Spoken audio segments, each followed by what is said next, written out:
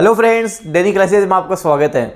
दोस्तों, आज हम कंप्लीट इंडियन ज्योग्राफी देखने वाले हैं। मैराथन क्लास रहेगी जिसमें कंप्लीट इंडियन ज्योग्राफी जो इंपॉर्टेंट फैक्ट है सारा सब कुछ हम कवर करके चलेंगे। जो आपके एग्जाम के लिए रामबाण रहने वाला है, तो सारा सब कुछ मैंने कवर किया है। साथ ही इसमें जो ज़्यादा इंपॉर्टेंट होगा वो भी मैं आपको साथ बता के चलूँगा। तो ये सारा सब कुछ आपको अच्छे से दी बेस्ट आपको करके चलना है। वही सारा सब कुछ लिया है जो बार बार रिपीटेड है, बार बार पूछा जाता है। एक्स्ट्रा फैक्ट जो इंपॉर्टेंट ज़्यादा होगा वो आपको साथ बता के चलूँगा, वो भी आपको करके चलना है। जो राजस्थान हाईकोर्ट एलडीसी की तैयारी कर रहे हैं, जिनको कंप्लीट कोर्स लेना है वो कंप्लीट कोर्स ले सकते हैं। अलग से टेस्ट सीरीज भी ले सकते हैं। डेनियल क्लासेस की ऐप पे सारा सब कुछ आपको मिल जाएगा। तो ज्योग्राफी है आपके लिए इंपॉर्टेंट है, ढंग से अच्छे से सारा सब कुछ आपको करके चलना है। तो दोस्तों चलिए शुरू करते हैं। सारा सब कुछ ज्योग्राफी, इंडियन ज्योग्राफी हम देख लेते हैं। इंडियन ज्योग्राफी की हम बात करेंगे, सबसे पहले स्थिति विस्तार की बात करेंगे। ऐसे ही सीक्वेंस में सारा सब कुछ हम देख के चलेंगे।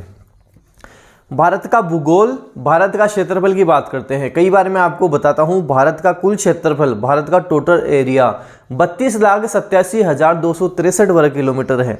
32,87,263 वर्ग किलोमीटर आपको ध्यान रखना है। भारत का क्षेत्रफल संपूर्ण विश्व के क्षेत्रफल का 2.42% है। मतलब पूरा विश्व है उसका भारत कितना है, केवल 2.42% है, आपको ध्यान रखना है। और भारत की जनसंख्या की बात करेंगे तो संपूर्ण विश्व की जनसंख्या की 17.5% है। मतलब संपूर्ण विश्व की जनसंख्या है उसमें भारत की 17.5% है। ये हम बात करें हैं 2011 की जनगणना के अनुसार, आपको ध्यान रखना है। क्षेत्रफल की दृष्टि से भारत से 6 देश बड़े हैं। क्षेत्रफल की दृष्टि से बात करेंगे तो भारत से 6 देश बड़े हैं, जैसे रूस, Canada, America, China, Brazil, Australia, India है।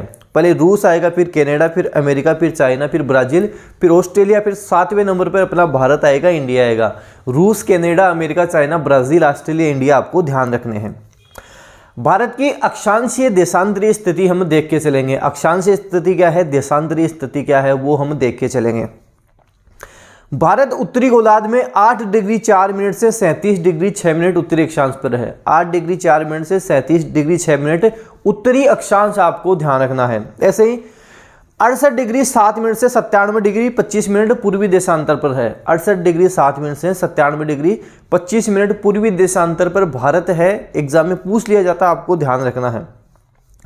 फिर आपसे पूछेगा कि भारत का उत्तर से दक्षिण तक विस्तार कितना है। उत्तर से लेकर दक्षिण तक टोटल विस्तार कितना है, 3214 किलोमीटर है। 3214 किलोमीटर है।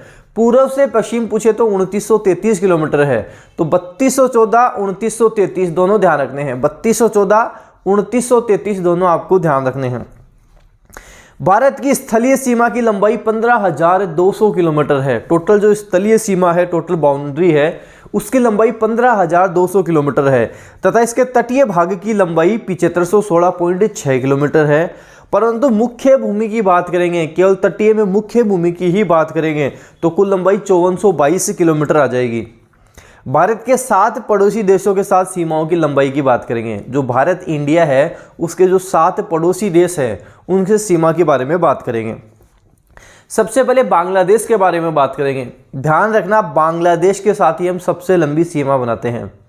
भारत बांग्लादेश के साथ ही सबसे लंबी सीमा बनाता है। लगभग बात करें 4096 किलोमीटर की बनाता है। आपसे पूछे 4096 किलोमीटर, आपको ध्यान रखना है। पश्चिमी बंगाल, असम, मेघालय, मिजोरम, त्रिपुरा ये बांग्लादेश से सीमा बनाते हैं। उसके बाद में दूसरा नंबर आता है चीन का, चाइना का नंबर आता है जो 3488 किलोमीटर की लगती है। जम्मू कश्मीर, हिमाचल प्रदेश, उत्तराखंड, सिक्किम, अरुणाचल प्रदेश ये सीमा चीन से बनाते हैं। पाकिस्तान से बात करें, पाकिस्तान आपके लिए इंपॉर्टेंट है। राजस्थान की ज्योग्राफी में हमने देखा था, पाकिस्तान राजस्थान के साथ 1070 किलोमीटर की बनाता है। टोटल 3323 बनाता है। तो वैसे सर्वाधिक भी राजस्थान ही बनाता है पाकिस्तान के साथ। जम्मू कश्मीर, पंजाब, राजस्थान, गुजरात 4 राज्य पाकिस्तान के साथ सीमा पे लगे हुए हैं। नेपाल की बात करें 1751, उत्तराखंड, यूपी, बिहार, पश्चिम बंगाल और सिक्किम ये नेपाल से सीमा बनाते हैं। ऐसे म्यांमार की बात करें, अरुणाचल प्रदेश, नागालैंड, मणिपुर, मिजोरम बनाते हैं। अरुणाचल प्रदेश, नागालैंड, मणिपुर और मिजोरम म्यांमार से सीमा बनाते हैं। भूटान की बात करें तो केवल 699 किलोमीटर की सीमा है, जिसमें सिक्किम, असम, पश्चिम बंगाल और अरुणाचल प्रदेश बनाते हैं। और अफगानिस्तान से केवल 106 किलोमीटर की है, वो भी पीओके है, पाकिस्तान ऑक्यूपाइड कश्मीर वाला क्षेत्र इसके अंतर्गत आ जाता है, आपको ध्यान रखना है। स्पीड तेज लगे तो आप इसकी स्पीड भी कम कर सकते हैं, आपके पास ऑप्शन है। वैसे थोड़ी स्पीड हम तेज ही रखेंगे ताकि जल्दी आपके कवर हो जाए, ज़्यादा टाइम आपको इसमें ना लगे। इसकी पीडीएफ फाइल भी आपको मिलेगी, टेंशन मत लें, पीडीएफ फाइल में भी आप इसको अच्छे से देख सकते हैं। भारत की जलीय सीमा, समुद्री सीमा से संबंधित 7 देश हैं जो जलीय सीमा भी बनाते हैं, जैसे पाकिस्तान स्थलीय भी बनाता है, जलीय भी बनाता है, ध्यान रखना। मालदीव हो गया, बांग्लादेश, म्यांमार, थाईलैंड, इंडोनेशिया, ये जलीय सीमा से लगे हुए हैं। भारत की जल व स्थल दोनों से 3 देश सीमा लगाते हैं, जल से भी लगाते हैं, स्थल से भी लगाते हैं, जैसे पाकिस्तान, म्यांमार और बांग्लादेश। पाकिस्तान हो गया, म्यांमार हो गया, बांग्लादेश, ये जल और स्थल दोनों से लगाते हैं। कुछ ऐसे देश होंगे जो केवल जल से लगाते हैं, जैसे श्रीलंका वाला क्षेत्र हो गया, तो ये भी आपको ध्यान रखना है। भारत का दक्षिणतम बिंदु इंदिरा पॉइंट है, इंपोर्टेंट है, एग्जाम में पूछ लेते हैं। दक्षिणतम बिंदु कौन सा है? इंदिरा पॉइंट है। यह ग्रेट निकोबार द्वीप में स्थित है। पहले इसका नाम पिग्मेलियन पॉइंट था, आपको ध्यान रखना है। भूमध्य रेखा से 876 किलोमीटर ये दूर है। भारत का उत्तरी बिंदु इंदिरा कोल है, जो लद्दाख में है। देखो हम कोल कहाँ से करते हैं? ऊपर से करते हैं, तो ऊपरी बिंदु इंदिरा कोल है और निचला इंदिरा पॉइंट है। इंदिरा कोल, इंदिरा पॉइंट आपको ध्यान रखना है। भारत का पश्चिमी बिंदु सरक्रिक गौरमाता गुजरात है। आपसे पश्चिमी बिंदु पूछे तो सरक्रिक गौरमाता गुजरात आपको करना है। ऐसे पूर्वी बिंदु पूछे तो किबिथु अरुणाचल प्रदेश करना है। पूर्वी पीछे पूछे तो किबिथु अरुणाचल प्रदेश आपको कर देना है। भारत व चीन की सीमा रेखा को हम मैकमोहन रेखा कहते हैं। भारत पाकिस्तान रेडक्लिफ रेखा, जैसे भारत और चीन की मैकमोहन रेखा, उससे हम कहते हैं। 1914 में शिमला में ये रेखा निर्धारित की गई थी। भारत एवं पाकिस्तान के मध्य रेडक्लिफ रेखा है, जो 15 अगस्त 1947 को सर सीजे रेडक्लिफ द्वारा निर्धारित की गई थी। भारत एवं अफगानिस्तान के मध्य 1896 में डूरंड रेखा निर्धारित की गई थी, जो भारत और अफगानिस्तान के मध्य थी। वर्तमान में ये रेखा पाकिस्तान और अफगानिस्तान के मध्य है, जिसे डूरंड रेखा के नाम से जानते हैं, क्योंकि 1947 में भारत आपको पता आज़ाद हो गया, तो ये वाला हिस्सा है, ये डूरंड रेखा वाला हिस्सा, ये जो बाउंड्री है पाकिस्तान और अफगानिस्तान के मध्य होगी, तो डूरंड रेखा उन दोनों के मध्य है वर्तमान में, आपको ध्यान रखना है। दक्षिण में श्रीलंका भारत से पाक जल संधि तथा मन्नार की खाड़ी से अलग होता है, आपको ध्यान रखना है। श्रीलंका के बाद भारत का दूसरा निकटतम पड़ोसी समुद्री देश इंडोनेशिया है। सबसे समुद्री की बात करेंगे श्रीलंका, उसके बाद दूसरा बात करेंगे तो इंडोनेशिया है। श्रीलंका के बाद में इंडोनेशिया है, ध्यान रखना है, जो ग्रेट निकोबार के दक्षिण में स्थित है, आपको ध्यान रखना है। पड़ोसी देशों से सबसे लंबी सीमा वाले राज्य, जैसे आपसे पूछेगा कि बांग्लादेश सबसे लंबी सीमा किसके साथ बनाता है? पश्चिमी बंगाल के साथ बनाता है। चीन पूछे तो जम्मू कश्मीर के साथ बनाता है। पाकिस्तान मैंने आपको बताया राजस्थान के साथ बनाता है। नेपाल की बात करेंगे बिहार के साथ बनाता है। म्यांमार की बात करेंगे मिजोरम के साथ बनाता है। भूटान की बात करें असम के साथ बनाता है। और अफगानिस्तान की बात करेंगे तो जम्मू कश्मीर के साथ बनाता है, ये भी आपको ध्यान रखने हैं। भारत का मानक समय इलाहाबाद का वर्तमान में नाम है प्रयागराज, ध्यान रखना। भारत का मानक समय इलाहाबाद के निकट मिर्जापुर नैनी से गुजरने वाली 82.5 डिग्री पूर्वी देशांतर को माना जाता है, आपको ध्यान रखना। स्टैंडर्ड टाइम मानक समय माना जाता है, जो ग्रीनविच समय से 5.5 घंटा आगे है। 82.5 डिग्री पूर्वी देशांतर 5 राज्यों से गुजरती, एग्जाम में पूछ लेते हैं। UP, MP, Chhattisgarh, Orissa, Andhra Pradesh. UP, MP, Chhattisgarh, Orissa, Andhra Pradesh. UP, MP, Chhattisgarh, Orissa, Andhra Pradesh, इससे ये मानक समय रेखा ये गुजरती है, ध्यान रखना है। कर्क रेखा लगभग भारत के मध्य से गुजरती है। कर्क रेखा लगभग भारत के मध्य से गुजरती है। यह 8 राज्यों से गुजरती है। राजस्थान, गुजरात, मध्य प्रदेश, छत्तीसगढ़, झारखंड, पश्चिमी बंगाल, त्रिपुरा और मिजोरम, इनसे गुजरती है। याद ना हो तो हमारी ट्रिक है, मित्र पर गमछा झाड़, मित्र पर गमछा झाड़। मी से मिजोरम, त्रै से त्रिपुरा, मित्र पर पश्चिम बंगाल, रै से राजस्थान, गमछा गुजरात, मैं से मध्य प्रदेश और छा से छत्तीसगढ़ हो जाएगा, झाड़ से झारखंड हो जाएगा। तो इस ट्रिक से भी आप ध्यान रख सकते हैं। भारतीय राज्यों में गुजरात राज्य की तटरेखा सर्वाधिक लंबी है। सर्वाधिक लंबी तटरेखा पूछे तो गुजरात है, सबसे छोटी पूछे तो गोवा है। तो गुजरात और गोवा आपको दोनों ध्यान रखने हैं। सर्वाधिक लंबी गुजरात, सबसे कम पूछे तो गोवा ध्यान रखना है। गुजरात के बाद आंध्र प्रदेश एवं तीसरा स्थान तमिलनाडु का आता है। भारत के 9 राज्य तटरेखा से लगे हुए हैं। गुजरात, महाराष्ट्र, गोवा, कर्नाटक, केरल, तमिलनाडु, आंध्र प्रदेश, उड़ीसा और पश्चिमी बंगाल। तीनों ओर से बांग्लादेश से घिरा हुआ राज्य पूछे तो त्रिपुरा करना है, जो तीनों ओर से बांग्लादेश से घिरा हुआ है। झारखंड की राजधानी रांची कर्क रेखा पर स्थित है। झारखंड की राजधानी रांची कर्क रेखा पर स्थित है, एग्जाम में पूछा गया प्रश्न है। गुजरात की राजधानी गांधीनगर एवं मध्य प्रदेश की राजधानी भोपाल भी कर्क रेखा के नजदीक ही स्थित है, ध्यान रखना है। केरल का तटीय प्रदेश मालाबार तट कहलाता है। एग्जाम में पूछा गया था कि केरल का तटीय प्रदेश कहलाता है, मालाबार तट कहलाता है। भारत में सबसे पहले मानसून मालाबार तट से ही आता है। जो भारत में सबसे पहले मानसून आता है वो मालाबार तट से ही आता है, ध्यान रखना है, जिसे दक्षिण पश्चिम मानसून हमें कहते हैं। मालाबार तट में कौन सी मिट्टी पाई जाती है? लेटेराइट मिट्टी पाई जाती है, वहां पर तो लेटेराइट मिट्टी पाई जाती है। भारत में सर्वाधिक आणविक खनिज थोरियम पाया जाता है। भारत में सर्वाधिक आणविक खनिज की बात करेंगे, थोरियम पाया जाता है। तो आपको ध्यान रखना है, भारत में सर्वाधिक आणविक खनिज थोरियम पाया जाता है। यह थोरियम मालाबार तट केरल में पाया जाता है। और भारत में सर्वाधिक नारियल पूछे तो वो भी केरल ही आपको आंसर करना है। नारियल पूछे तो भी आपको केरल ही करना है। भारत में 2 प्रकार के मानसून आते हैं, दक्षिण पश्चिम मानसून और उत्तर पूर्वी मानसून। एक तो दक्षिण पश्चिम वाला मानसून, एक उत्तर पूर्वी मानसून, 2 मानसून आते हैं।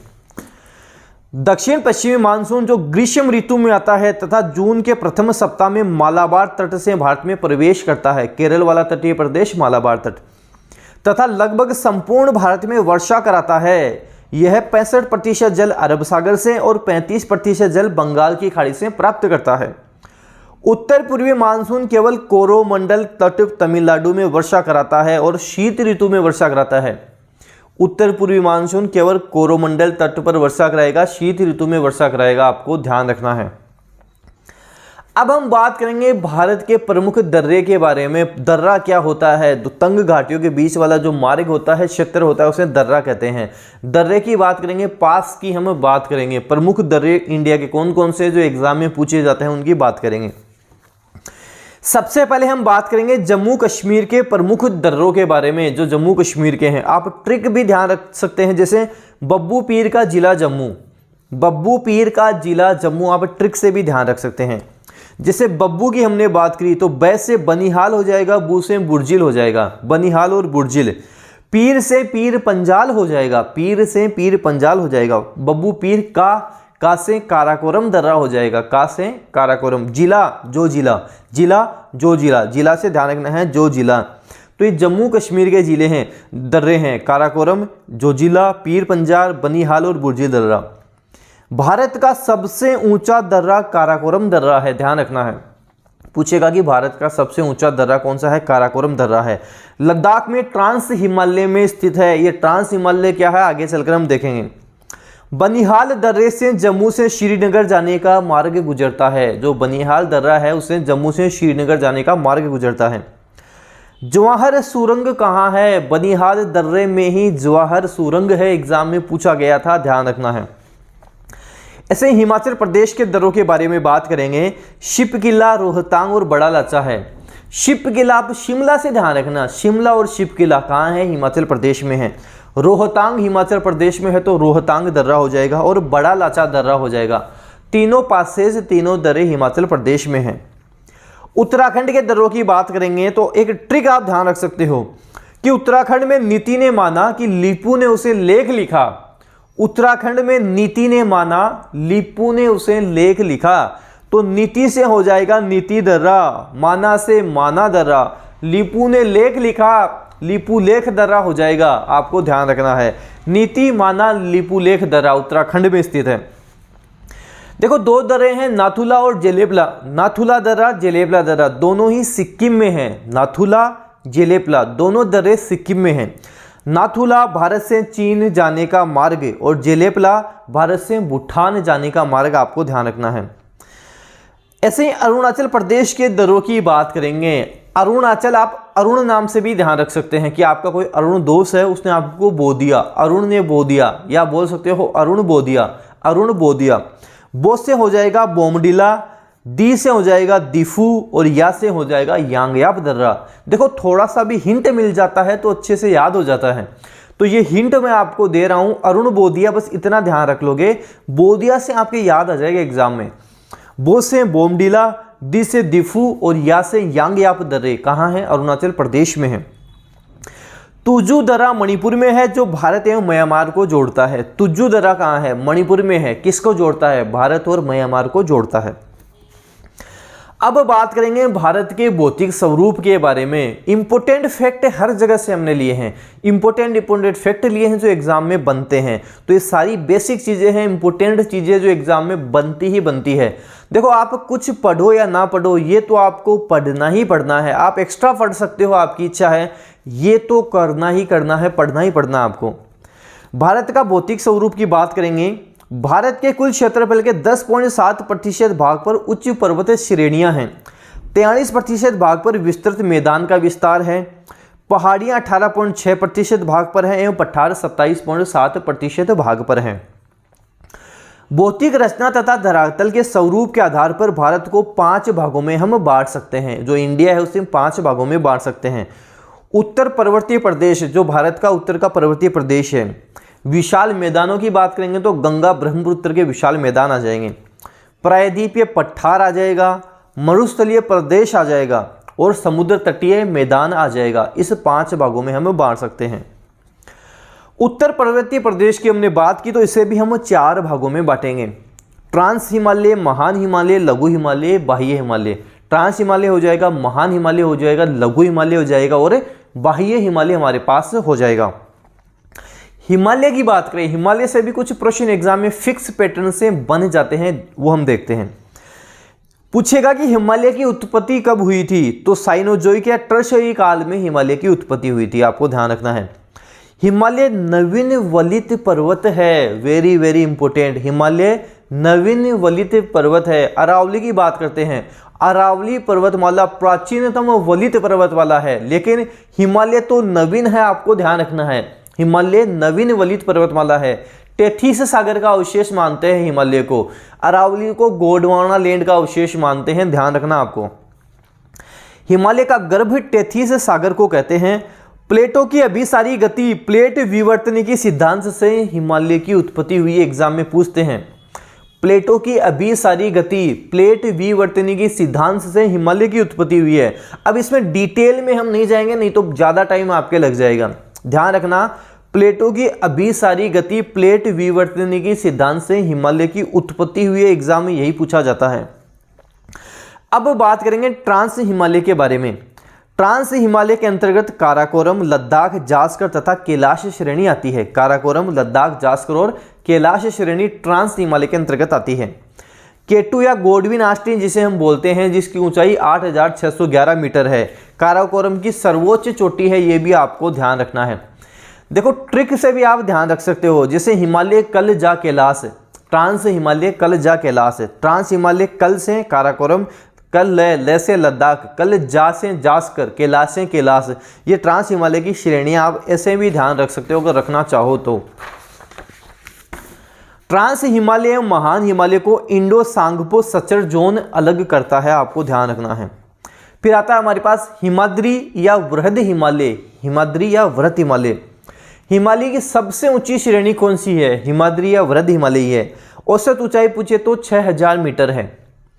विश्व की सबसे ऊंची चोटी माउंट एवरेस्ट कहाँ है, आपको बताना है। विश्व की सबसे ऊंची चोटी माउंट एवरेस्ट कहाँ है? तो हिमाद्री या वृहद हिमालय में ही है, जिसकी ऊंचाई 8848 मीटर है। 8848 मीटर है। कंचनजंगा जिसकी 8598 है, सिक्किम में है। नंगा पर्वत जम्मू कश्मीर में है। नंदा देवी उत्तराखंड में है। नामचा बारवा तिब्बत में है। और ये सभी वृहद हिमालय की प्रमुख चोटियां हैं। वृहद हिमालय में सारे आते हैं। वृहद हिमालय लघु हिमालय से मेन सेंट्रल थ्रस्ट द्वारा अलग होता है। फिर बात करेंगे लघु हिमालय, मध्य हिमालय, हिमाचल श्रेणी के बारे में। लघु हिमालय में पीर पंजाल जो हमने बात की जम्मू कश्मीर में है, धौलाधर उत्तराखंड, महाभारत श्रेणी नेपाल, नाग टिब्बा नेपाल आदि श्रेणियां इसके अंतर्गत आती हैं। लघु हिमालय के अंतर्गत कश्मीर में पहाड़ी ढाल में जो घाटियां पाई जाती हैं वहां घास के मैदान पाए जाते हैं, जैसे गुलमर्ग, सोनमर्ग घास के मैदान पाए जाते हैं। उत्तराखंड में इन घास के मैदान को वुग्याल या पायार कहते हैं। उत्तराखंड में इन घास के मैदानों को वुग्याल या पायार कहते हैं, आपको ध्यान रखना है। उत्तराखंड में ये घास के मैदान क्या कहलाएंगे? वुग्याल या पायार कहलाएंगे, ध्यान रखना है। शिमला, कुल्लू मनाली हिमाचल प्रदेश, मसूरी उत्तराखंड, दार्जिलिंग पश्चिमी बंगाल आदि लघु हिमालय में ही स्थित हैं। लघु हिमालय बाह्य हिमालय से मेन बाउंड्री फोल्ट द्वारा अलग होता है और शिवालिक के निचले भाग को हम तराई कहते हैं, ध्यान रखना है। हिमालय का प्रादेशिक विभाजन की बात करेंगे। हिमालय का प्रादेशिक विभाजन की बात करेंगे। एग्जाम में यहां से आपसे प्रश्न पूछते हैं, कई बार आप देखना रिपीटेड होते हैं। जिसे कश्मीर या पंजाब हिमालय सिंधु एवं सतलज नदियों के मध्य स्थित है, जिसकी 560 किलोमीटर में ही फैला हुआ है। कुमायूं हिमालय सतलज एवं काली नदियों के मध्य है, 320 किलोमीटर लंबाई है। नेपाल हिमालय की बात करेंगे तो काली एवं तीस्ता नदियों के मध्य है, 800 किलोमीटर इसकी लंबाई है।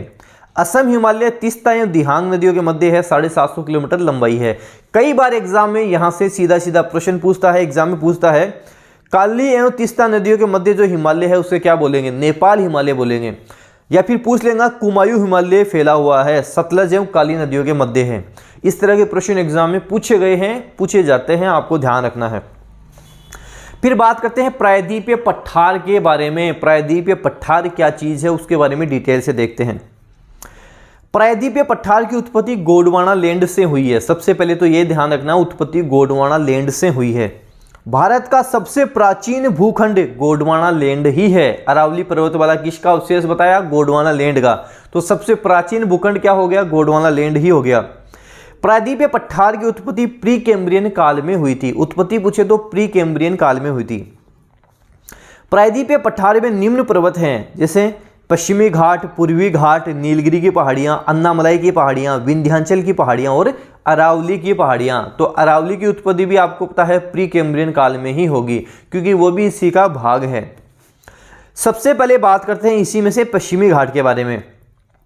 पश्चिमी घाट को हम सह्याद्री पर्वत भी कहते हैं। जो पश्चिमी घाट वाला क्षेत्र है उसे सह्याद्री पर्वत भी कहते हैं। पश्चिमी घाट ताप्ती नदी से लेकर केरल तक लगभग 1600 किलोमीटर तक इसका विस्तार है। 16 डिग्री चैनल पश्चिमी घाट को दो भागों में बांटेगा।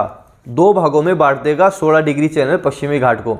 उत्तरी सह्याद्री और दक्षिणी सह्याद्री कौन बांटेगा? 16 डिग्री चैनल बांटेगा, आपको ध्यान रखना है। हिमालय के बाद भारत की सबसे लंबी पर्वत श्रृंखला पश्चिमी घाट ही है। पश्चिमी घाट की सबसे ऊंची चोटी कौन सी है? कुद्रेमुख कर्नाटक है। पश्चिमी घाट की सबसे ऊंची चोटी कौन सी है? कुद्रेमुख कर्नाटक है, जो दक्षिणी सह्याद्री में है। कर्नाटक वाला क्षेत्र थोड़ा नीचे आ जाएगा तो दक्षिणी सह्याद्री में है, जो कि 1892 मीटर ऊंची है, दक्षिणी सह्याद्री में है। पश्चिमी घाट की दूसरी चोटी कालसुबाई महाराष्ट्र में है। महाराष्ट्र ऊपर आ जाएगा थोड़ा तो ये उत्तरी सह्याद्री में आ जाएगा, ये भी आपको ध्यान रखना है। महाबलेश्वर महाराष्ट्र उत्तरी सह्याद्री में स्थित है, दूसरी चोटी है। महाबलेश्वर का उच्चतम पॉइंट विल्सन पॉइंट है। महाबलेश्वर से 5 नदियां निकलती हैं, जिसमें इंपोर्टेंट हमारे कृष्णा, सावित्री, गायत्री, कोयना है। कृष्णा, सावित्री, गायत्री, कोयना महाबलेश्वर से ही निकलती हैं। उच्चतम पॉइंट विल्सन पॉइंट कहलाता है, आपको ध्यान रखना है। पश्चिमी घाट के कुछ दर्रे हैं जो आपसे एग्जाम में पूछ लेगा। थाल घाट, भोर घाट, पाल घाट। थाल घाट दर्रा, भोर घाट दर्रा और पाल घाट दर्रे पश्चिमी घाट में ही। थाल घाट नासिक एवं मुंबई के बीच का संपर्क मार्ग। भोर घाट की बात करें तो मुंबई एवं पुणे के बीच का मार्ग है। और पाल घाट कोयम्बटूर एवं कोचीन के बीच का मार्ग है। तीनों दर्रे एग्जाम में पूछे जाते हैं, इंपोर्टेंट है, ध्यान रखने हैं। ऐसे ही बात करें पूर्वी घाट के बारे में। पूर्वी घाट लगातार फैला हुआ नहीं है, यह टुकड़ों में फैला हुआ है, क्योंकि इससे कई नदियां निकलती हैं जो इसको विभाजित कर देती हैं। तो पूर्वी घाट टुकड़ों में फैला हुआ है, ध्यान रखना है। पूर्वी घाट को प्राचीन काल में महेंद्रगिरी पर्वत के नाम से जानते थे। जो पूर्वी घाट वाला क्षेत्र है इसे प्राचीन काल में महेंद्रगिरी पर्वत हम कहते थे। पूर्वी घाट की सबसे ऊंची चोटी अरमाकोंडा या विशाखापट्टनम कहाँ है? आंध्र प्रदेश में है। पूर्वी घाट की सबसे ऊंची चोटी अरमाकोंडा या विशाखापट्टनम कहाँ है? आंध्र प्रदेश में है। नीलगिरी की पहाड़ियाँ तमिलनाडु में है। नीलगिरी की पहाड़ियों की सबसे ऊंची चोटी डोडा बेटा है। नीलगिरी की पहाड़ियों की सबसे ऊंची चोटी कौन सी है? एग्जाम में पूछा गया था, डोडा बेटा है। 2637 मीटर ऊंचाई है, जो दक्षिण भारत की दूसरी सबसे ऊंची चोटी भी है। दक्षिण भारत का स्वास्थ्य वर्धक स्थल ऊटी नीलगिरी की पहाड़ियों पर ही है। अन्नामलाई की पहाड़ियां का विस्तार केरल और तमिलनाडु में है। भारत की दक्षिणतम पहाड़ियां कौन सी हैं? तो भारत की दक्षिणतम पहाड़ियां तो अन्नामलाई की पहाड़ियां ही हैं। अन्नामलाई की पहाड़ियों की सबसे ऊंची चोटी अन्नेमुदी है। अन्नेमुदी सबसे ऊंची चोटी है, 2695 मीटर हाइट है। जो दक्षिण भारत या प्रायद्वीपीय भारत की सबसे ऊंची चोटी है, एग्जाम में पूछा गया था, दक्षिण भारत या प्रायद्वीपीय भारत की सबसे ऊंची चोटी कौन सी है? अन्नेमुदी आपको ध्यान रखना है। सतपुड़ा पर्वत जो मध्य प्रदेश में है, सतपुड़ा की पहाड़ियों की सबसे ऊंची चोटी धूपगढ़ी है, जो महादेव पर्वत पर स्थित है। मध्य भारत का स्वास्थ्यवर्धक स्थल पंचमढ़ी या धूपगढ़ी कहाँ है? मध्य प्रदेश में है। पंचमढ़ी मध्य प्रदेश में है। सतपुड़ा पर्वत से ताप्ती नदी निकलती है। मेघालय का पठार कहाँ है? छत्तीसगढ़ में है। मेघालय पठार का सबसे ऊंचा शिखर अमरकंटक है। अमरकंटक भी ध्यान रखना, नदियां यहाँ से निकलती हैं। अमरकंटक के पश्चिम की ओर से नर्मदा नदी और उत्तर की ओर से सोन नदी निकलती है। पश्चिम नर्मदा, उत्तर सोन नदी निकलती है और दक्षिण की तरफ से महानदी निकलती है। अब बात करेंगे द्वीप के बारे में। द्वीप क्या होता है? द्वीप किसे कहते हैं? वह भूभाग जो चारों तरफ से जल से घिरा हुआ होगा वो द्वीप कहलाता है। वो आइलैंड कहलाता है, जो चारों तरफ से जल से घिरा हुआ होगा। भारत में द्वीपों का विभाजन दो प्रकार से करेंगे। एक तो अरब सागर के द्वीप, जो लक्षद्वीप वाला समूह आएगा। एक बंगाल की खाड़ी के द्वीप, जो अंडमान निकोबार वाला द्वीप समूह आएगा। नारकोंडम द्वीप जो अंडमान के पूर्वी भाग में है, भारत का सुषुप्त ज्वालामुखी है। भारत का एकमात्र सक्रिय ज्वालामुखी बेरन द्वीप है, जो अंडमान, मध्य अंडमान में है। इंपोर्टेंट है, एग्जाम में कई बार पूछते हैं। भारत का एकमात्र सक्रिय ज्वालामुखी बेरन द्वीप जो मध्य अंडमान में स्थित है। अंडमान एवं निकोबार द्वीप समूह में मैंग्रोव वन, सदापनी वन एवं पर्णपाती वनों का संयोजन पाया जाता है। सुंदरवन जो गंगा ब्रह्मपुत्र का डेल्टा है, उसमें मैंग्रोव वन पाए जाते हैं। केंद्र शासित प्रदेश का सबसे बड़ा बंदरगाह पोर्ट ब्लेयर दक्षिण अंडमान में है। व्हीलर द्वीप उड़ीसा ब्रह्मणी नदी के मुहाने पर स्थित है। वर्तमान में इसका नाम अब्दुल कलाम द्वीप रखा गया है। इंपोर्टेंट फैक्ट आपको यह भी ध्यान रखना है।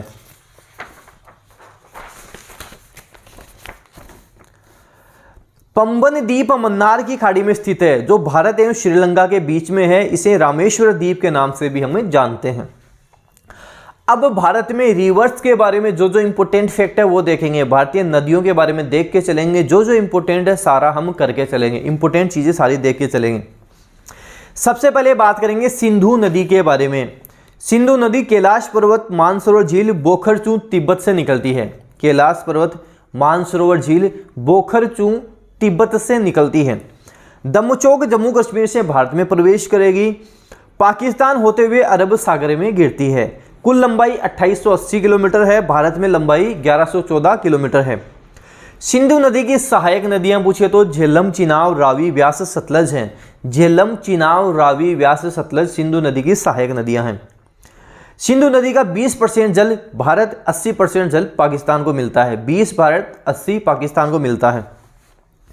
झेलम नदी के बारे में बात करें तो झेलम नदी का उद्गम बेरीनाग जम्मू कश्मीर के समीप शेषनाग झील से होता है। श्रीनगर झेलम नदी के किनारे ही स्थित है। एग्जाम में पूछा गया था श्रीनगर किस नदी के किनारे स्थित है? झेलम नदी के किनारे स्थित है। झेलम नदी डल झील एवं वुल्लर झील का निर्माण करती है। वुल्लर झील भारत की सबसे बड़ी मीठे पानी की झील है। वुल्लर झील भारत की सबसे बड़ी मीठे पानी की झील है, आपको ध्यान रखना है। भारत एवं पाकिस्तान के मध्य विवादित किशन गंगा परियोजना झेलम नदी की सहायक नदी किशन गंगा नदी पर है, आपको ध्यान रखना है, जो विवादित है। चिनाब नदी की बात करेंगे तो चिनाब नदी का उद्गम चंद्र व भागा 2 धाराओं से मिलकर होता है। चिनाब नदी का उद्गम हिमाचल प्रदेश के बड़ा लाचा दर्रे से होता है। सलाल, बगलिहार व दुल्हस्ती बांध चिनाब नदी पर ही हैं। आपसे पूछेगा सलाल, बगलिहार व दुल्हस्ती बांध किस नदी पर है? चिनाब नदी पर ही हैं, ध्यान रखना है।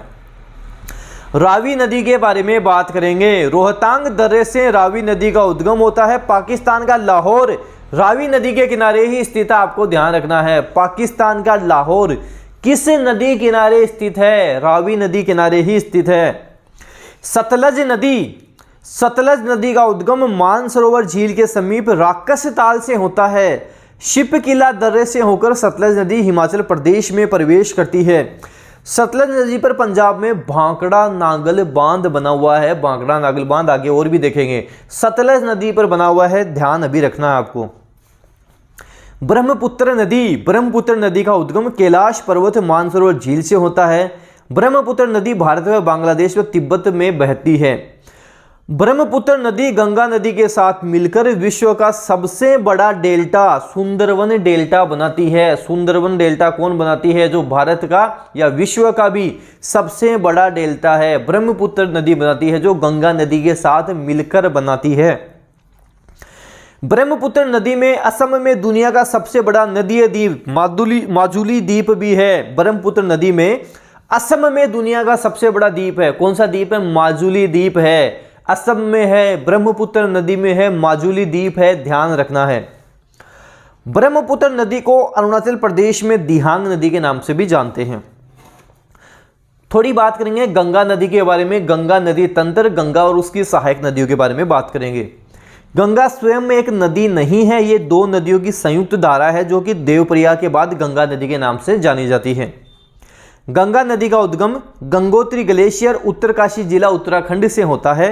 गंगा नदी 5 राज्यों में बहती है। उत्तराखंड, उत्तर प्रदेश, बिहार, झारखंड, पश्चिम बंगाल, 5 राज्यों में गंगा नदी बहती है। गंगा नदी हरिद्वार में मैदान भाग में प्रवेश करती है। मैदानी भाग में कहाँ प्रवेश करेगी? हरिद्वार में प्रवेश करेगी। इलाहाबाद में गंगा, यमुना व सरस्वती के मिलन के कारण यहाँ प्रति 12 वर्ष बाद कुंभ का मेला इलाहाबाद अर्थात प्रयागराज में लगता है। गंगा नदी के किनारे ऋषिकेश, हरिद्वार, बिजनौर, कन्नौज, इलाहाबाद, कानपुर, वाराणसी, पटना आदि हैं। ऋषिकेश हो गया, हरिद्वार हो गया, बिजनौर, कन्नौज, इलाहाबाद, कानपुर, वाराणसी, पटना आदि गंगा नदी किनारे ही स्थित, आपको ध्यान रखना है। सर्वप्रथम गंगा नदी में मिलने वाली सहायक नदी रामगंगा नदी है। रामगंगा नदी वही नदी है जो Jim Corbett national park Uttarakhand के मध्य से गुजरती है। वेरी वेरी इंपॉर्टेंट है। जिम कॉर्बेट नेशनल पार्क के मध्य से रामगंगा नदी निकलती है। गंगा नदी में बाईं ओर से मिलने वाली सहायक नदियां रामगंगा, गोमती, घाघरा, गंडक, कोसी, महानंदा, हुगली, ब्रह्मपुत्र आदि हैं। लखनऊ गोमती नदी के किनारे स्थित है। लखनऊ गोमती नदी के किनारे स्थित है। उत्तर प्रदेश की राजधानी लखनऊ गोमती नदी किनारे स्थित है। गंडक नदी नेपाल से निकलती है। इसके किनारे सोनपुर बिहार में पशु मेला लगता है, जो भारत का सबसे बड़ा पशु मेला है। कोसी नदी को बिहार का शोक कहते हैं। जो कोसी नदी है उसे हम बिहार का शोक कहते हैं। गंगा नदी में दाईं ओर से मिलने वाली नदियां यमुना, चंबल, बेतवा, दामोदर आदि हैं। यमुना नदी के किनारे आगरा, मथुरा, दिल्ली बसे हुए हैं। यमुना नदी के किनारे आगरा है, मथुरा है, दिल्ली, ये यमुना नदी किनारे हैं, ध्यान रखना है।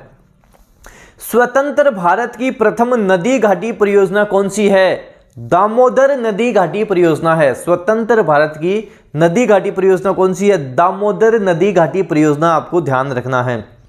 गंगा नदी बांग्लादेश में पद्मा नाम से बहती है। गंगा नदी बांग्लादेश में पद्मा नाम से बहती है।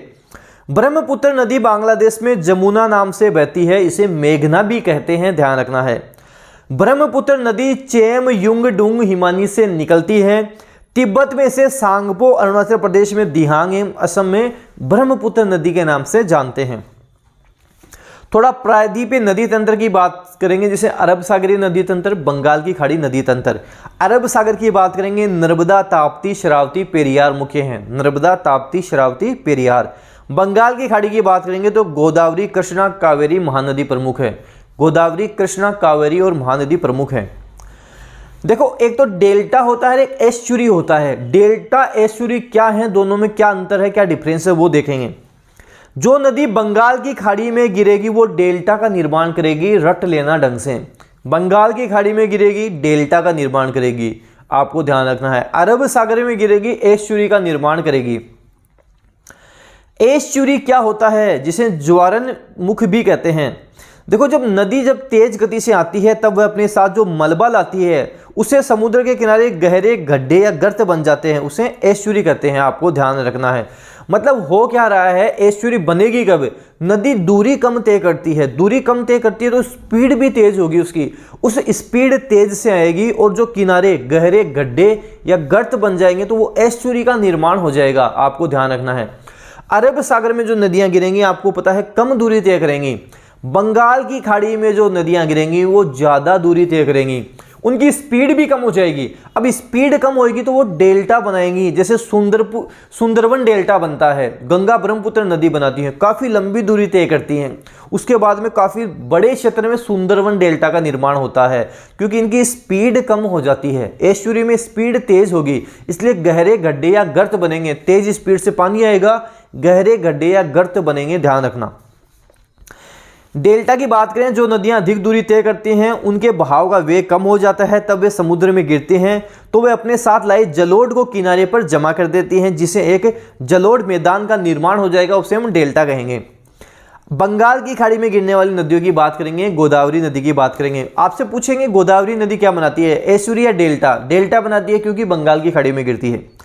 गोदावरी नदी त्र्यंबक की पहाड़ियां महाराष्ट्र से निकलती है तथा तेलंगाना आंध्र प्रदेश बहती हुई बंगाल की खाड़ी में गिरती है।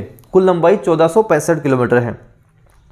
प्रायद्वीपीय भारत या दक्षिण भारत की सबसे लंबी नदी गोदावरी नदी ही है, ध्यान रखना है।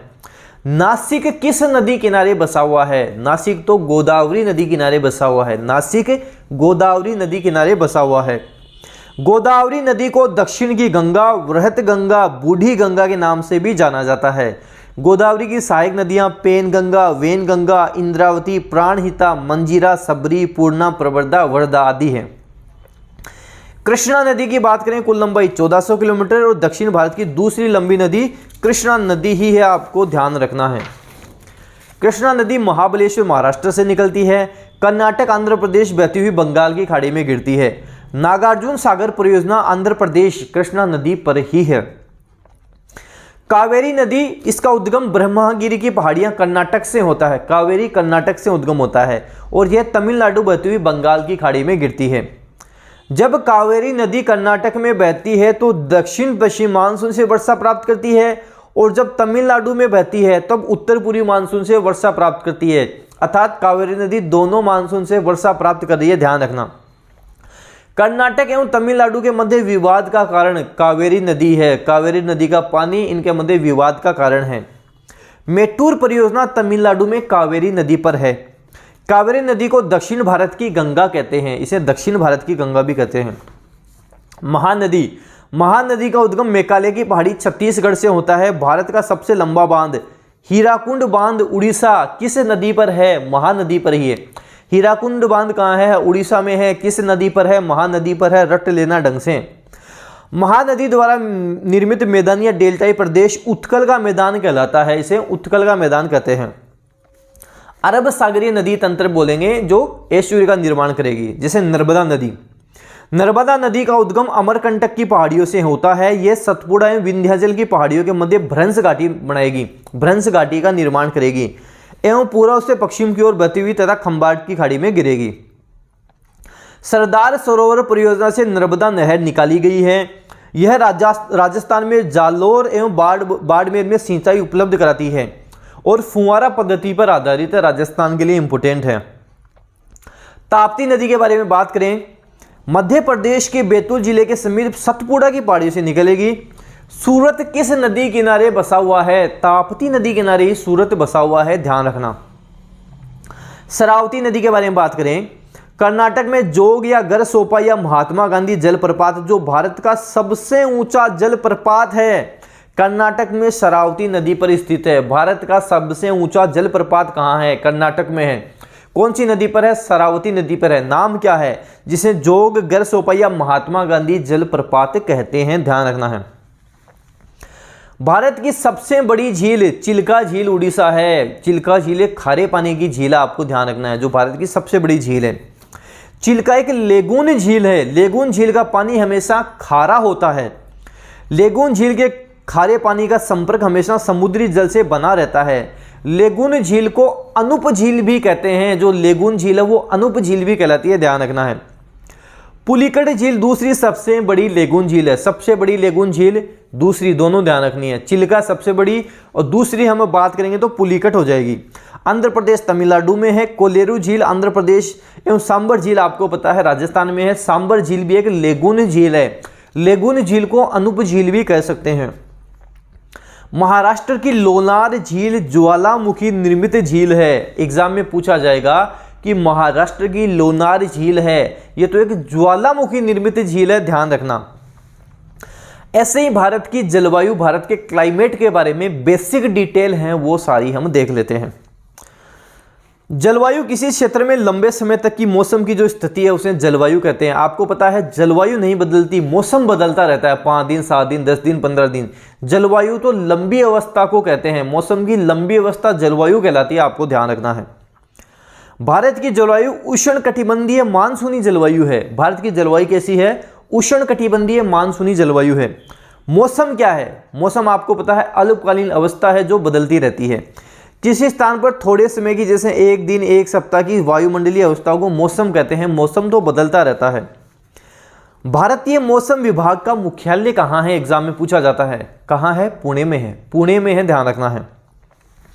भारत की जलवायु को प्रभावित करने वाले कारक पूछिए तो समुद्र तल से ऊंचाई, समुद्र से दूरी, भूमध्य रेखा से दूरी, पर्वतों की स्थिति, पर्वतों की दिशा, पवनों की दिशा, ये सारे ही प्रभावित करते हैं, आपको ध्यान रखना है। सारे इंपॉर्टेंट है, सारे ही आपको ध्यान भी रखने हैं।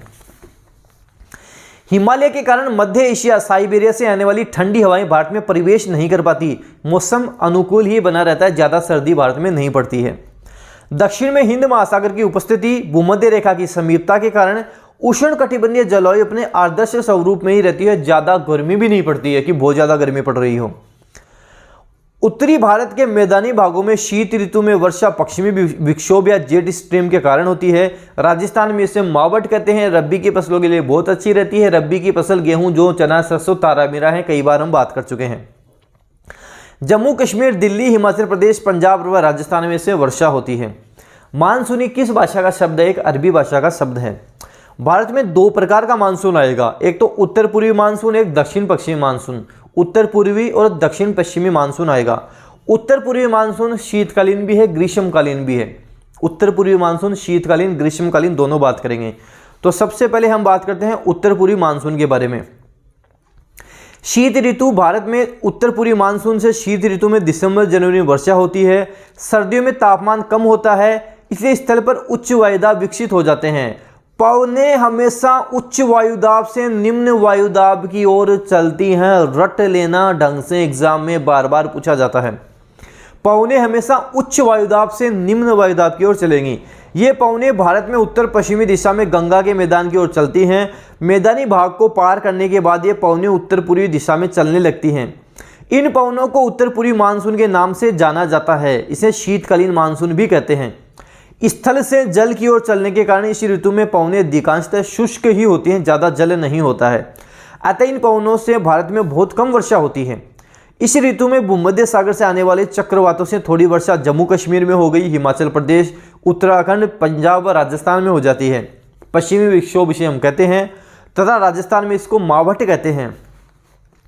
फसलों के लिए ये बहुत लाभदायक होता है। उत्तर पूर्वी मानसून से शीत ऋतु में तमिलनाडु के कोरोमंडल तट पर भी वर्षा होती है, क्योंकि इसे बंगाल की खाड़ी से पर्याप्त जल मिल जाता है। कोरोमंडल तट पर वर्षा ये करा देता है। फिर बात करेंगे शीत ऋतु की, बात करें तो ग्रीष्म ऋतु की बात कर लेते हैं।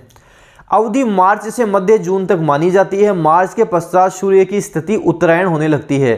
तापमान धीरे धीरे बढ़ने लगता है। ग्रीष्म ऋतु के उच्च तापमान के कारण उत्तरी भारत में निम्न वायुदाब विकसित हो जाता है, ध्यान रखना है।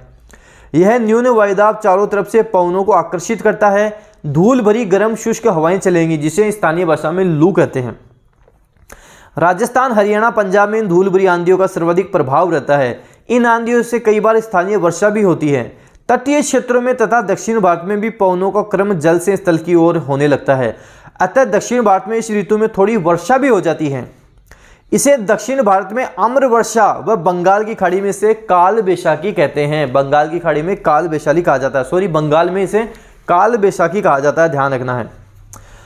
अब बात करेंगे दक्षिण पश्चिम मानसून जो ग्रीष्म ऋतु वाला है उसके बारे में बात करेंगे। इसकी अवधि जून प्रथम सप्ताह से मध्य सितंबर तक रहती है। इससे भारत में 75% से भी अधिक वर्षा होती है। दक्षिण पश्चिम मानसून से ज्यादा वर्षा हो रही है। इस ऋतु में पवने जल से स्थल की ओर चलती हैं। पवने जल से चलेंगी, स्थल की ओर बढ़ेंगी। भूमध्य रेखा से दक्षिण में चलने वाली व्यापारिक पवने उत्तर पश्चिम भारत में विकसित न्यून दाब की ओर आकर्षित होकर भूमध्य रेखा को पार करती हैं। भूमध्य रेखा को पार करने पर फेरल के नियमानुसार ये पवने दिशा बदलकर अपने दाहिनी ओर मुड़ जाती हैं। इनकी दिशा दक्षिण पश्चिम हो जाती है, इसीलिए इसे हम दक्षिण पश्चिम मानसून भी कहते हैं। जल से स्थल की ओर चलने के कारण ये पवने अत्यंत आर्द्र होती हैं, नमी इनमें होती है, इसलिए इनसे भारत में व्यापक वर्षा होती है। भारत में कुल वर्षा का लगभग 80% भाग इसी ऋतु में प्राप्त होता है। प्रायद्वीपीय भारत की स्थिति के कारण ग्रीष्मकालीन मानसूनी पवने दो शाखाओं में विभक्त हो जाती हैं, अरब सागरीय मानसून और बंगाल की खाड़ी वाला मानसून। अरब सागरीय, बंगाल की खाड़ी वाला मानसून। अरब सागरीय मानसून 65% तक वर्षा कराता है। मालाबार तट केरल से भारत में प्रवेश करता है। पश्चिमी घाट पर ही अधिकतम ये वर्षा कराता है। यह तमिलनाडु में वर्षा नहीं करा पाता क्योंकि वह इसका वृष्टि छाया प्रदेश आ जाता है। राजस्थान में ये पवने अरावली पर्वतमाला के समानांतर ही गुजर जाती हैं, क्योंकि अरावली पर्वत की स्थिति भी इनके समानांतर ही बनी हुई है। मार्ग में अरावली अवरोधक नहीं बनती है, आपको ध्यान रखना है। इसलिए राजस्थान में भी वर्षा कम होती है। इसकी पहली शाखा केरल में वर्षा कराती है तथा कर्नाटक व पश्चिमी घाट पर वर्षा कराती है। दूसरी शाखा नागपुर पठार तक जाती है। तीसरी शाखा राजस्थान, पंजाब, हरियाणा, हिमाचल प्रदेश तक वर्षा कराती है। बंगाल की खाड़ी मानसून की बात करें तो बंगाल की खाड़ी से प्रारंभ होकर इसकी एक शाखा हिमाचल प्रदेश के पूर्वी भाग में काफी वर्षा कराती है। यहाँ पर खासी की पहाड़ियों में स्थित मासिन राम नामक स्थान पर 1300 सेंटीमीटर से भी अधिक वर्षा होती है।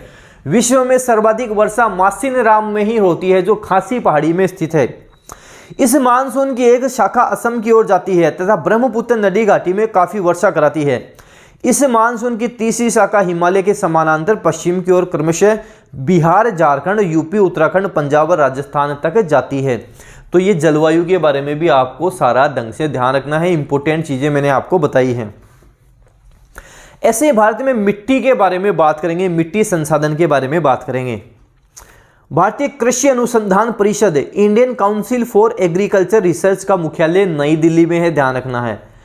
ICAR ने भारत में 8 प्रमुख मिट्टी के बारे में बताया है। पर्वतीय मिट्टी, जलोढ़ मिट्टी, काली मिट्टी, लाल मिट्टी, लेटराइट मिट्टी, मरुस्थलीय मिट्टी, पीट एवं दलदली मिट्टी, लवणीय एवं क्षारीय मिट्टी, 8 मिट्टी के बारे में बताया है। भारत में सर्वाधिक क्षेत्र पर प्रमुख 4 मिट्टियां हैं, उनके बारे में हम देखेंगे। जैसे जलोढ़ मिट्टी, जलोढ़ मिट्टी 43% भाग पर है। लाल मिट्टी हो गई, काली मिट्टी हो गई, लेटराइट मिट्टी हो गई। सबसे पहले जलोढ़ मिट्टी के बारे में बात करेंगे, एलुवियल सॉइल के बारे में हम बात करेंगे। जलोढ़ मिट्टी को कांप या कच्छारी मिट्टी भी हम कहते हैं। जलोढ़ मिट्टी भारत में उत्तर भारत के मैदान तथा तटीय क्षेत्रों में पाई जाएगी। जल नाम आ गया तो तटीय क्षेत्रों में आपको समझ जाना है। कांप भी बोलते हैं, कच्छारी भी बोलते हैं। जलोढ़ मिट्टी है, जल के साथ ये बहेगी। उत्तर भारत में जलोढ़ मिट्टी सतलज के मैदान से असम के ब्रह्मपुत्र नदी तक फैली पाई जाती है, आपको ध्यान रखना है। तटीय क्षेत्रों में जलोढ़ मिट्टी महानदी, गोदावरी, कृष्णा, कावेरी के डेल्टा क्षेत्रों एवं पश्चिमी तट पर गुजरात में पाई जाती है। तटीय क्षेत्र में जलोढ़ मिट्टी देखने को मिलेगी। जलोढ़ मिट्टी नदियों द्वारा पहाड़ों को काटकर लाई गई है एवं मैदानी क्षेत्रों में बिछा दी गई है।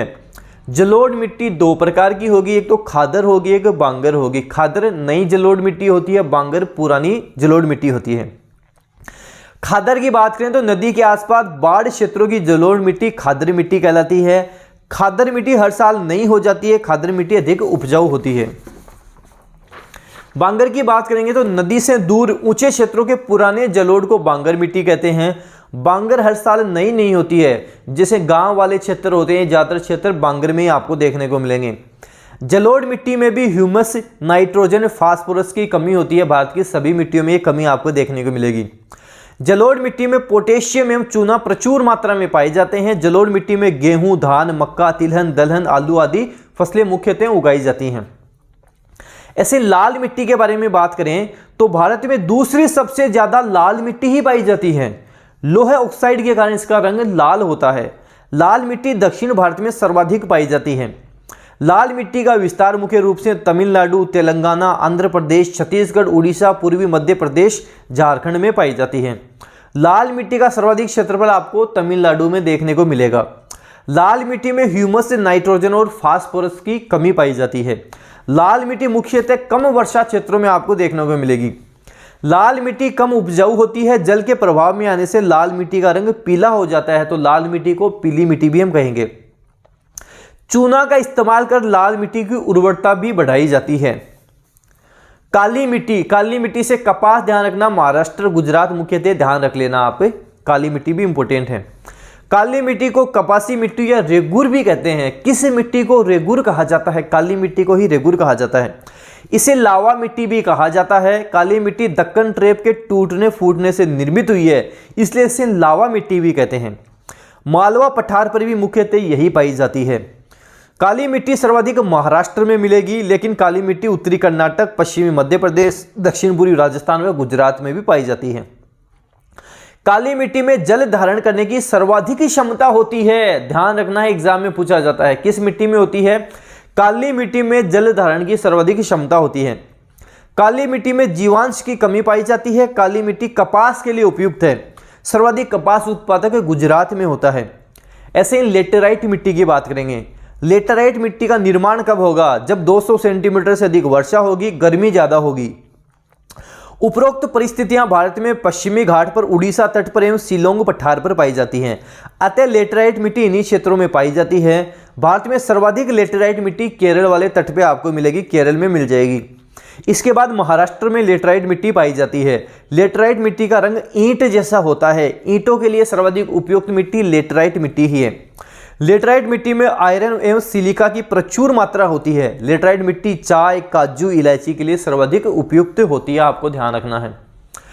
ऐसे ही हम बात करने वाले हैं प्लेटू के बारे में, पठार के बारे में। पठारों की उत्पत्ति कैसे हुई आपसे पूछा जाता है। तो गोंडवाना लैंड एवं अंगारा लैंड में टक्कर से दरारें हुई। दरारों में से लावा का उद्गार हुआ और वह लावा धरातल पर जमा हुआ और उस लावा से ही पठारों का निर्माण हुआ है। इसी कारण प्रायद्वीपीय पठारों में मुख्यतः प्राय काली मिट्टी पाई जाती है। ज्वालामुखी से निर्मित मिट्टी कौन सी है? काली मिट्टी है। लावा निर्मित मिट्टी कौन सी है? काली मिट्टी है। प्रायद्वीपीय पठार तीनों ओर से जल से घिरा होने के कारण प्रायद्वीपीय पठार कहते हैं। सतपुड़ा पहाड़ी के दक्षिण में प्रायद्वीपीय भारत के पठार का ढाल पूर्व की तरफ हो जाता है। यही कारण है कि महानदी गोदावरी, कृष्णा, कावेरी पूर्वी तरफ बहकर बंगाल की खाड़ी में गिरती हैं। सतपुड़ा पहाड़ी के उत्तर में नर्मदा भ्रंश मतलब जो धसा हुआ क्षेत्र है वो घाटी है, तथा दक्षिण में ताप्ती भ्रंश घाटी है। इन दोनों भ्रंश घाटियों का ढाल पश्चिम की तरफ है, अर्थात ये खंबात की खाड़ी में गिरती हैं। यही कारण है कि ये दोनों नदियां पश्चिम की ओर बहती हैं। मालवा के पठार की बात करें तो मालवा का पठार अरावली के दक्षिण में एवं विंध्याचल पर्वत के उत्तर में स्थित है। मालवा के पठार का निर्माण ज्वालामुखी लावा से हुआ है, अर्थात बेसाल्ट चट्टानों से हुआ है। इसी कारण मालवा के पठार पर काली मिट्टी पाई जाती है, आपको ध्यान रखना है। मालवा पठार से मुख्यतः काली सिंध, चंबल, बेतवा, पार्वती, माही नदी प्रवाहित होती हैं तथा इन सभी नदियों का ढाल उत्तर की तरफ है, अर्थात ये उत्तर की तरफ प्रवाहित होती हैं। चंबल और उसकी सहायक नदियों ने मालवा के पठार को बहुत अपर्दित किया है, काट छाट किया है तथा उससे एक बीहड़ भूमि का निर्माण होता है, बेडलैंड टोपोग्राफी का निर्माण होता है, जिसे हम अवनालिका अपर्दन कहते हैं। छोटा नागपुर पठार, छोटा नागपुर पठार बिटुमिनस कोयले के लिए जाना जाता है। बिटुमिनस कोयले के लिए जाना जाता है।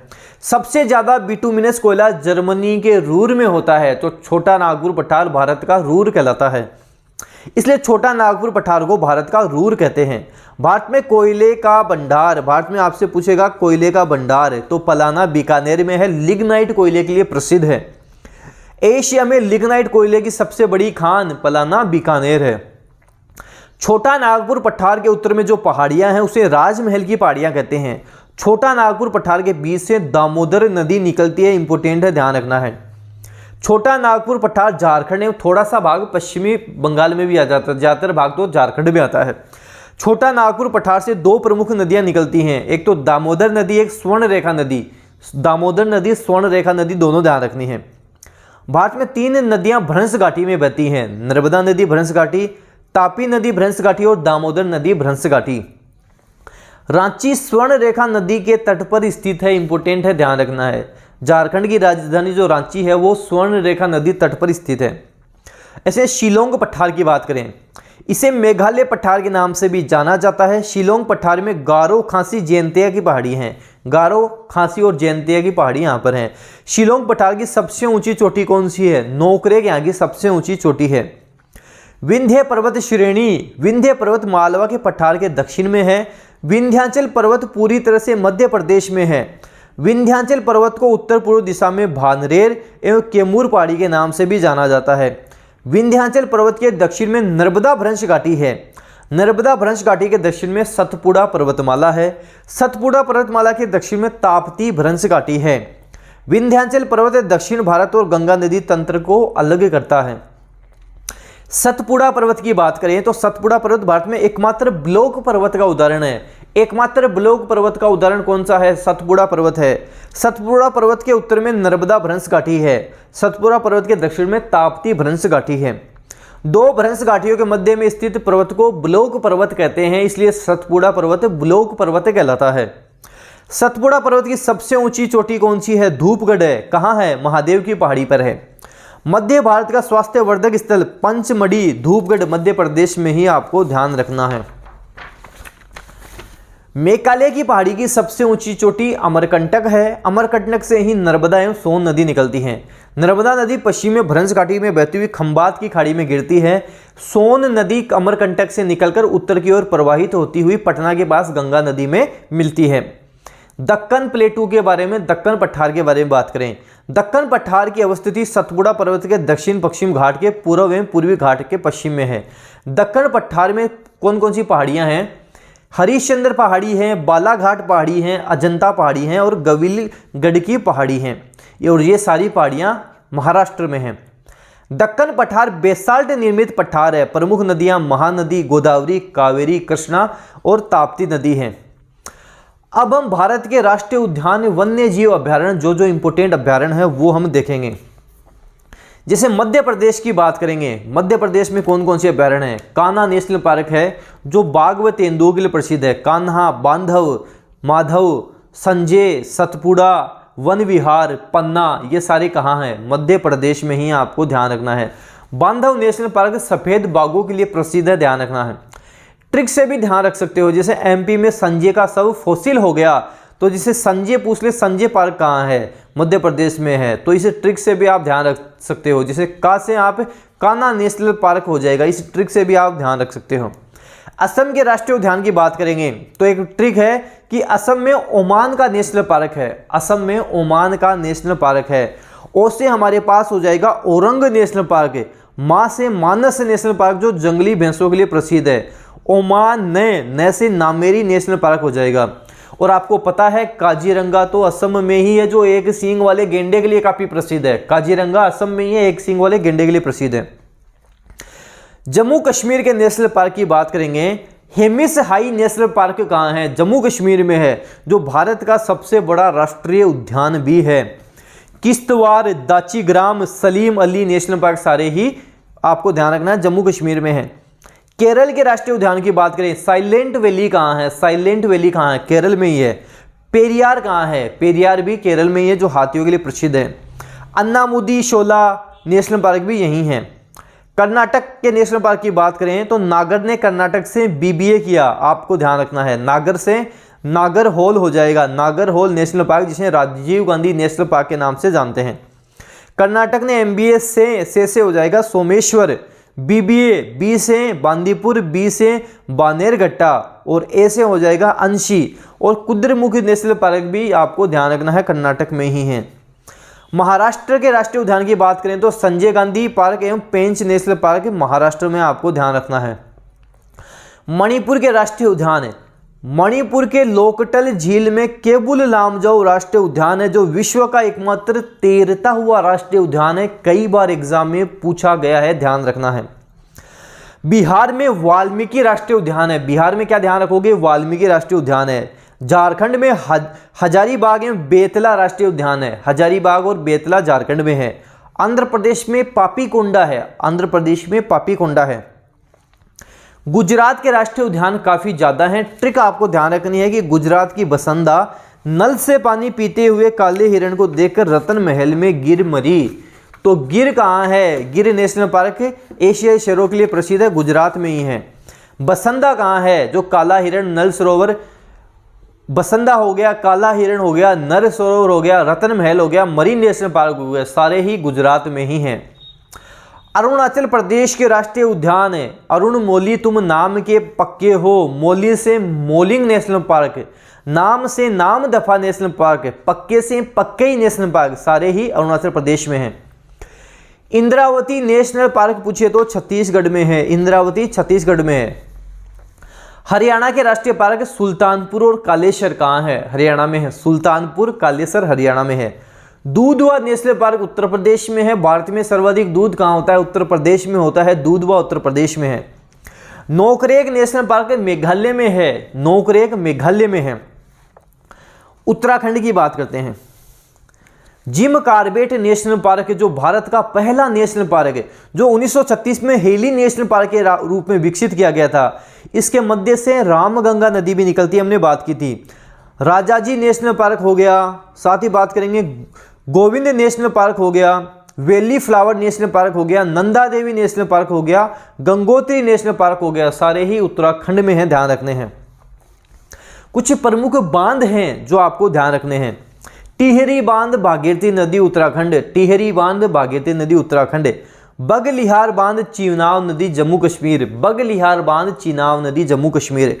भांगड़ा नागल बांध सतलज नदी पंजाब हिमाचल प्रदेश में, जो भारत का सबसे बड़ा बांध भी भांगड़ा नागल बांध ही है। सतलज नदी पंजाब व हिमाचल प्रदेश। रणजीत सागर बांध रावी नदी पंजाब, रणजीत सागर बांध रावी नदी पंजाब। सरदार सरोवर बांध नर्मदा नदी गुजरात, सरदार सरोवर बांध नर्मदा नदी गुजरात। कोयना बांध कोयना नदी महाराष्ट्र, कोयना बांध कोयना नदी महाराष्ट्र। तुंगभद्रा बांध तुंगभद्रा नदी कर्नाटक, तुंगभद्रा बांध तुंगभद्रा नदी कर्नाटक। मेट्टूर बांध कावेरी नदी तमिलनाडु, मेट्टूर बांध कावेरी नदी तमिलनाडु। उकई बांध तापी नदी गुजरात, उकई बांध तापी नदी गुजरात। इंदिरा सागर बांध नर्मदा नदी मध्य प्रदेश, इंदिरा सागर बांध नर्मदा नदी मध्य प्रदेश।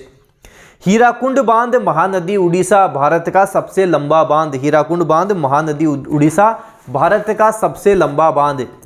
तो एक कंप्लीट इंडिया की ज्योग्राफी सारा सब कुछ हमने कवर कर लिया।